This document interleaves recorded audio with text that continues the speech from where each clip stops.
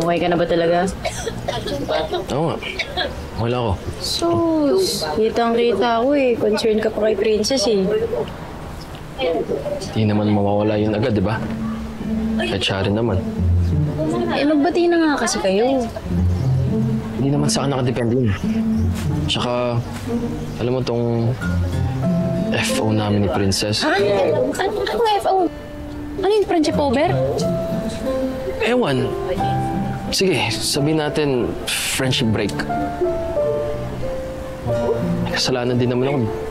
Di ba? Masyado akong naging pushy. Nash ko yung sarili ko. Yung feelings ko. Yung sagot na gusto kong marinig. Hindi ko siya binigyan ng space para makapag-isip, huminga. Kaya, kahit din siya. Kaya umabot kami sa ganito. So ngayon, bibigyan ko yung space na kailangan ni Princess. Paano kung hindi na mawala yung space? Tanggapin ko.